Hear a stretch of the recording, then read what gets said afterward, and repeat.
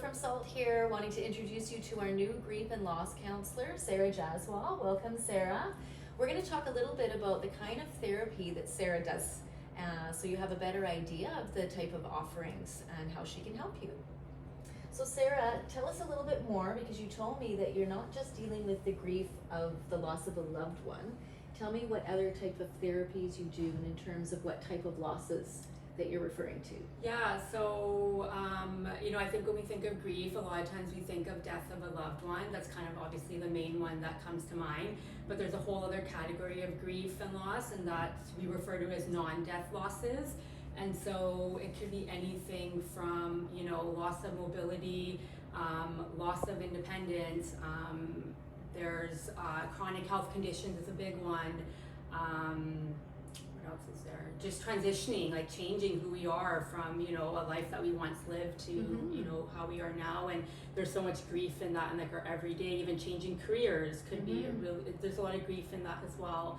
And so when we think of grief, it's a loss of something, but it's not just, it's not only just a loss of a loved one. Right. It can be so many other losses. Yeah, that makes sense. And then we also talked about how it could be even somebody who all of a sudden became blind because of either some kind of condition, or they lost their eyesight in an accident, or they've lost their hearing. There are various number types of losses, and so Sara likes to help people address any kind of issues like that to help them move forward in their life.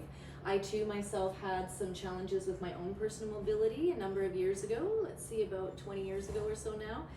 And it was awful because I was limited. I used to be able to rock climb and go to the gym and do all these things, and then all of a sudden when I first got diagnosed with fibromyalgia, I was stuck in bed and it was debilitating, and I really didn't feel happy or purposeful. So if I had known you were around then, that would have been great for me.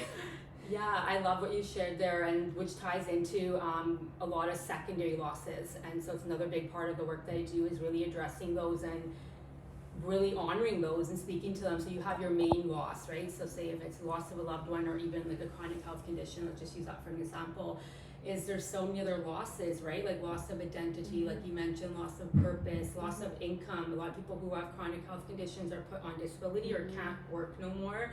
Loss of connection, loss of just freedom and independence. Like there's so many, and it impacts every single area of our life, and we don't really realize that. We think, okay, there's this one thing, and I like to take a holistic approach, like looking at every aspect of one's life, because it's so interconnected. And I think a lot of times we go into therapy or healing, it's like, okay, well, this is what I need to work on, and this is what needs to be fixed, quote unquote. But it doesn't work like that. There's just so many areas that are so interconnected, and I really believe that our physical, mental, spiritual, emotional health is so connected. And so if we don't address like the root causes of each of those areas, we're not going to really get much benefit from it. And so I just wanted to touch on that, because those secondary losses are really important. Well, I love that. Thank you so much for giving us that information. That's what makes you a perfect fit here, because we are all about supporting our mental, emotional, physical, and spiritual health, because they all work together and they're all very important for your ongoing health and longevity. We look forward to seeing you soon.